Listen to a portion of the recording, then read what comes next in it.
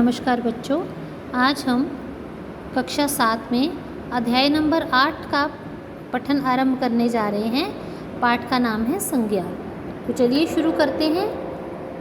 एक दिन अभिनव अपने माता पिता के साथ अस्पताल गया। उसके कान में बहुत दर्द था। चिकित्सक ने शीशी से उसे कान में दवाई डाली। उसे थोड़ा चैन मिला। उन्होंने कहा कि उसे कोई बीमारी नहीं है, वह घर जाकर आराम करेगा तो ठीक हो जाएगा। अब देखिए यहाँ पे जो रंगीन शब्द हैं, दिन, अभिनव, शीशी, घर, कान, आराम, माता पिता, दवाई, इसमें कुछ तो व्यक्ति हैं जैसे अभिनव, चिकित्सक, माता पिता, कुछ वस्तुएं हैं, शीशी, दवाई, कुछ स्थानों के नाम हैं, अस्पताल और घर, कुछ जो है भावों के नाम हैं जैसे चैन, दर्द, है ना, आराम। तो ये सारे भाव के नाम हैं जो हमने भावों के नीचे लिख दिए। अन्य जो थे वो कान है, बीमारी है। तो ये सारी चीज़ें जो हैं इसमें पैराग्राफ में जो कुछ शब्द थे, उपयुक्त गद्यांश में रंगीन छपे शब्द प्राणी हैं, वस्तुएं हैं, स्थान हैं या भाव के नामों की जानकारी दे रहे हैं। इस प्रकार के शब्द संज्ञा कहलाते हैं। संज्ञा अर्थात नाम, किसी भी चीज़ के, किसी भी वस्तु, स्थान, प्राणी, भाव आदि के नाम को संज्ञा कहते हैं। या उसकी पहचान, वो भी संज्ञा होती है। नाम से ही किसी की पहचान होती है। तो संज्ञा की परिभाषा क्या हुई? जिस शब्द के द्वारा किसी व्यक्ति, वस्तु, स्थान अथवा भाव के नाम का बोध हो उसे संज्ञा कहते हैं। अब संज्ञा के कितने भेद हैं हम जान लेते हैं। संज्ञा के 3 भेद हैं: व्यक्तिवाचक संज्ञा, जातिवाचक संज्ञा और भाववाचक संज्ञा। सबसे पहले हम व्यक्तिवाचक संज्ञा की बात करते हैं। देखिए जो रंगीन शब्द हैं उनके ऊपर ध्यान दीजिएगा। विवेक और कबीर शताब्दी रेल द्वारा मेघालय घूमने गए। वहाँ उन्होंने शिलोंग और चेरापूंजी की सैर की। वहाँ मूल रूप से खासी, जंतिया और गारो जनजाति के लोग रहते हैं। यहाँ सिमासांग, मावपा, दिगारू तथा बारापानी नामक नदियाँ बहती हैं। यहाँ विवेक, कबीर, शताब्दी, मेघालय, शिलांग, चेरापूंजी, खासी, जंतिया, गारो, दिगारू और बारापानी किसी व्यक्ति, वस्तु, स्थान आदि के विशेष नामों की ओर संकेत कर रहे हैं। इस प्रकार के शब्द व्यक्तिवाचक संज्ञा कहते हैं। व्यक्तिवाचक संज्ञा यानी किसी भी वस्तु, व्यक्ति, स्थान का विशेष नाम। ठीक है, जैसे लड़का कोई भी हो सकता है, लेकिन विवेक कोई स्पेशल लड़का होगा, उसका खास नाम क्या है? विवेक। ठीक है, ऐसे ही गाड़ियाँ बहुत सारी होती हैं लेकिन शताब्दी किसी खास गाड़ी का नाम है। जातियाँ बहुत सारी होती हैं लेकिन खासी, जंतिया, गारो खास जातियों के नाम हैं। स्थान बहुत सारे होते हैं लेकिन शिलांग, चेरापूंजी खास स्थानों के नाम हैं। इस तरह जब कोई स्पेशल नाम होते हैं किसी के भी तो वो व्यक्तिवाचक संज्ञा कहलाते हैं। तो इसकी परिभाषा पढ़ते हैं। किसी विशेष प्राणी, वस्तु, स्थान आदि के नाम का बोध कराने वाले संज्ञा शब्दों को व्यक्तिवाचक संज्ञा कहते हैं। इसकी सारी परिभाषा इस एक शब्द में है, किसी विशेष प्राणी। अगर हम विशेष शब्द नहीं लगाएंगे तो ये सारे जो है जातिवाचक संज्ञा हो जाएंगे। तो जब विशेष प्राणी हो जाता है, विशेष वस्तु होती है, विशेष स्थान होता है, तो वो क्या बन जाते हैं? व्यक्तिवाचक संज्ञा। अब अगला हमारा है भेद जातिवाचक संज्ञा। बच्चों, उपयुक्त संवाद में, ये जो संवाद है, संवाद यानी बातचीत, ये देखिए ये व्यक्ति बच्चों से बात कर रहा है। बेटा तुम अपने मित्र के साथ घर चले जाओ। दादाजी क्या पहले पार्क में फुटबॉल खेल लूँ? माँ और पिताजी से पूछ कर आया हूँ। ठीक है, दादा और पोते का संवाद है। तो बच्चों, उपयुक्त संवाद में बेटा, मित्र, घर, पार्क, दादाजी, फुटबॉल, माँ, पिताजी किसी विशेष व्यक्ति, वस्तु या स्थान आदि के नाम की ओर संकेत नहीं कर रहे हैं। जैसे देखिए बेटा यानी ये जितने बच्चे खड़े हैं, किससे बात हो रही है? बेटा। ठीक है, मित्र कोई भी हो सकता है, किसी मित्र का नाम नहीं दिया गया। घर जो है कोई भी हो सकता है, कोई स्पेशल घर नहीं बताया गया। ऐसे ही पार्क कौन सा है, किसी विशेष पार्क की बात नहीं की गई। फुटबॉल भी कौन सा खास फुटबॉल है, ऑर्डिनरी फुटबॉल की बात है। किसकी माँ की बात है, किसके पिताजी के बारे में कहा जा रहा है, यहाँ कुछ विशेष मेंशन नहीं किया गया है। तो किसी विशेष नाम की ओर संकेत नहीं कर रहे ये शब्द, बल्कि उनकी पूरी जाति की जानकारी दे रहे हैं। यानी माँ की बात हो रही है तो सभी माँओं की और इशारा हो रहा है। पिताजी की बात हो रही है तो सभी बच्चों के पिता की बात हो रही है। घर यानी किसी का भी घर, सभी का घर, सभी बेटे, सभी मित्र। तो यहाँ जब सभी एक ही पूरी जाति की जानकारी देता है एक शब्द, तो वो जातिवाचक संज्ञा कहलाता है।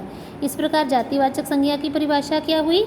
जो शब्द किसी प्राणी, वस्तु, स्थान आदि की संपूर्ण जाति का बोध कराते हैं वे जातिवाचक संज्ञा कहलाते हैं। अब आगे पढ़ते हैं हम भाववाचक संज्ञा। बुद्धिसेन को उसके माता पिता ने ईमानदारी और सच्चाई की शिक्षा दी थी। पढ़ाई लिखाई करके भी उसमें चालाकी नहीं आई।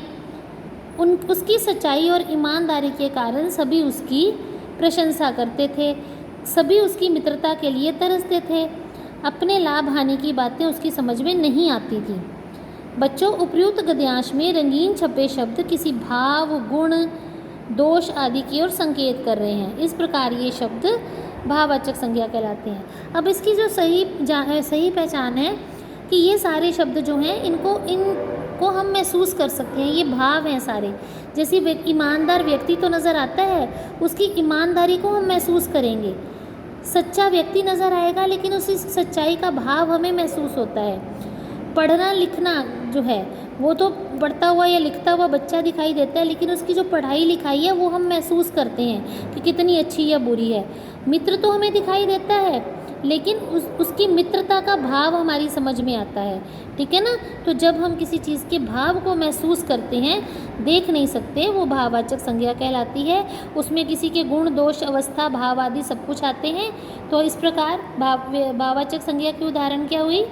किसी गुण, दोष, अवस्था, मन के भाव आदि का बोध कराने वाले शब्द जो है भाववाचक संज्ञा कहलाते हैं। लेकिन अंग्रेज़ी में आपने संज्ञा के 5 भेद पढ़े हुए हैं।